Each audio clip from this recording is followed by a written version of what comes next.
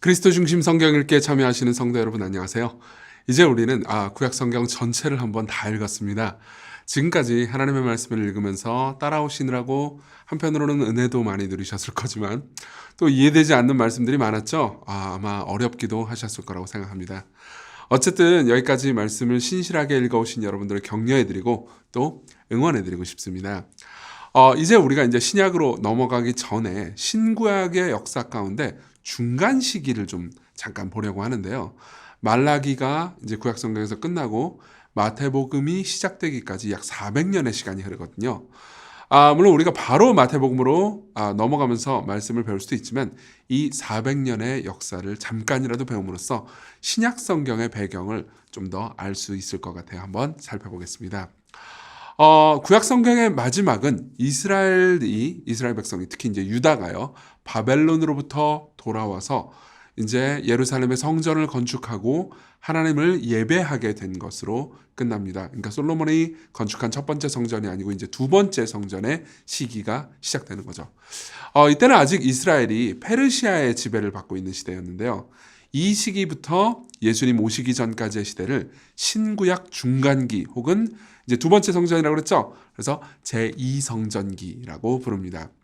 이후 이스라엘은 그리스 제국의 지배를 받다가 독립하고요. 그리고 다시 로마 제국의 지배를 받게 되죠. 그래서 전체를 그리스 정복 시기, 그리고 두 번째로는 독립 시기, 중간에 독립 시기가 잠깐 있어요.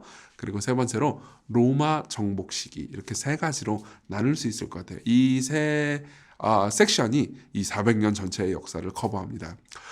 첫째로 그리스 정복 시기를 보겠습니다.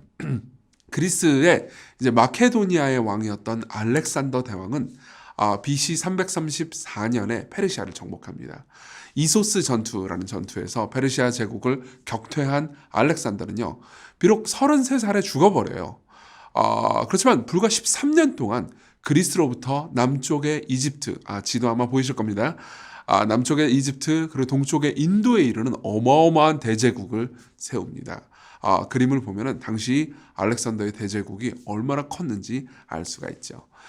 근데 유대인들은 알렉산더 대왕의 정복에 그다지 그렇게 크게 저항하지 않았어요. 왜냐하면 알렉산더도 너무 큰 대제국을 한 번에 먹어버렸잖아요. 그러니까 세세하게 유대라는 뭐 조그마한 나라에 신경 쓸 만한 겨를이 없었던 거죠. 그래서 어느 정도 자치와 독립이 허용됐습니다. 그래서 유대인들은 여전히 구약 성경을 믿고 여호와를 섬기며 성전에서 예배를 드리는 것을 전혀 방해받지 않았죠. 하지만 다른 문제가 있었습니다. 서서히 유대 세계 전체가 그리스 문화의 영향을 받게 된 거죠. 이건 이제 한편으로는 유대 세계를 조금 더 세속화시키긴 했습니다. 그렇지만 이때 등장한 게 바로 코이네라는 말은 이제 공통 혹은 보통이라는 뜻이거든요. 코이네 헬라어입니다. 그리스 세계는 그리스어, 즉 헬라어를 썼겠죠. 근데 그리스가 이제 전 세계를 정복하니까는 당시에 헬라어를 말하지 못하는 사람은 문맹 취급을 받게 됐겠죠. 예. 그래서 결국 헬라어는 제국 전체의 공용어가 됩니다. 그래서 이 때문에 구약 성경은 이제 히브리어로 쓰여 있잖아요. 근데 신약 성경은 헬라어로 쓰이게 됐어요. 이건 굉장히 중요합니다. 왜냐하면 히브리어는 유대 사람들밖에 못 읽잖아요. 근데 헬라어는 어때요? 이제 그리스 로마 지역 전역에 있는 사람들이 헬라어를 다 읽을 줄 알았거든요. 지금으로 치면 영어로 이제 복음서가 쓰인 거라고 생각하시면 돼요. 영어 사용자가 제일 많죠. 그렇죠? 덕분에 복음이 그리스 로마 지역 전역에 쉽게 퍼질 수 있게 됐죠. 이때 구약 성경도 이제 히브리어에서 역시 헬라어로 번역되는데 그것이 바로 70인역이라고 불리는 성경입니다. 그 구약 성경이에요. 그리스어 구약 성경이죠. 이후에 이제 알렉산더는 죽습니다. 그리고 유대는 프톨레마이오스 왕조가 BC 323년부터 198년까지 약 125년 동안이나 다스리게 됩니다.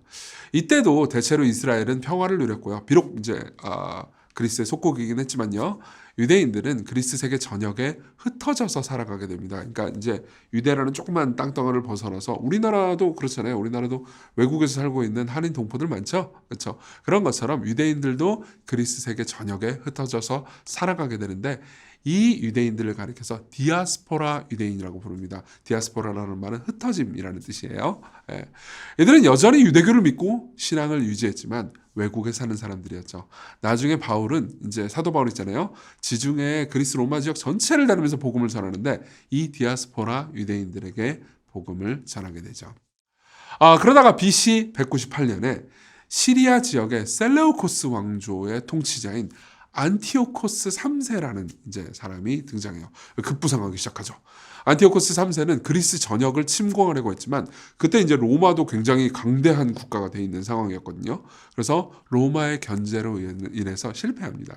그리고 이후에 안티오코스 4세가 등장하는데요. 이 안티오코스 4세는 스스로를 이제 에피파네스라고 불렀습니다. 에피파네스는 임재라는 뜻인데 내가 이제 신 같은 존재다 이런 거죠.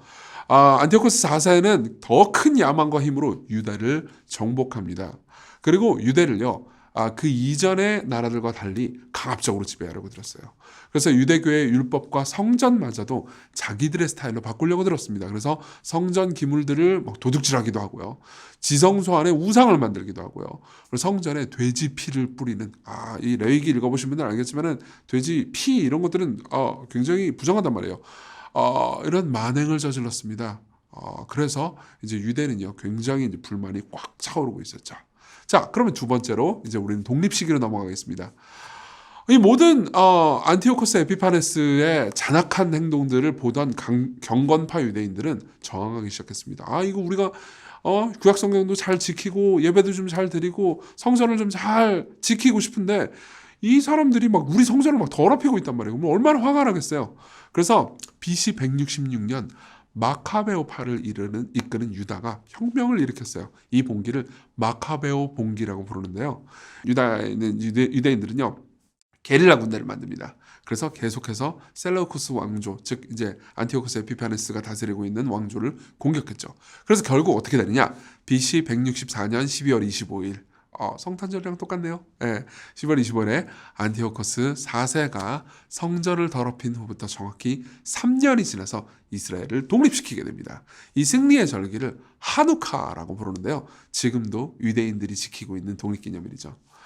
이후에 이제 유다는 죽습니다. 유다가 이제 그 마카베오파의 지도자였어요. 그래서 유다는 죽고 그 형제들이 이스라엘의 지도자들이 돼요. 그리고 이 왕조를 이제 쭉 이후에 이제 그들의 자손들이 유대인들의 지도자가 되는데 이 왕조를 하스몬 왕조 혹은 하스모니안 왕조라고 부릅니다. 이 시기에 유다는 잠깐의 독립과 자치를 즐깁니다. 그리고 이 시기에 복음서에 등장하는 여러분 기억나시나요? 바리새파, 사두개파 등이 등장하죠. 하지만 그 와중에 점점 로마가 강해지고 있었습니다. 세 번째는 이제 로마 지배 시기입니다. 이건 짧아요. 로마의 팔레스타인 지배는 BC 63년에 시작됐습니다. 어느 정도 자치를 누리고 있던 그 이제 유대가 당시 로마 장군 폼페이우스가 등장해요. 그리고 폼페이우스는 예루살렘을 침공해서 점령해버렸고요. 하스모니안 왕조를 멸망시킨 후에 헤롯 왕조를 세웁니다. 그러니까 헤롯 왕조는 이제 로마의 말을 잘 듣는 그런 이제 속국 왕조인 거죠. 초대 왕은 헤롯 대왕이라고 불립니다. 그래서 헤롯 대왕은 BC 37년부터 AD 4년까지 로마의 권위에 복종해서 유대인의 왕으로 통치했죠. 여러분 이제 나중에 마태복음 2, 3장 이렇게 보면요.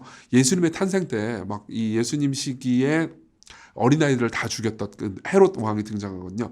그 헤롯이 바로 헤롯 왕조의 1대 왕인 헤롯 대왕입니다.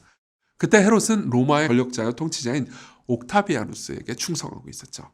그리고 그 옥타비아누스는요. 여러분 아마 로마 역사 아시면 아실 텐데 카이사루 아우구스투스라고 불리게 됩니다.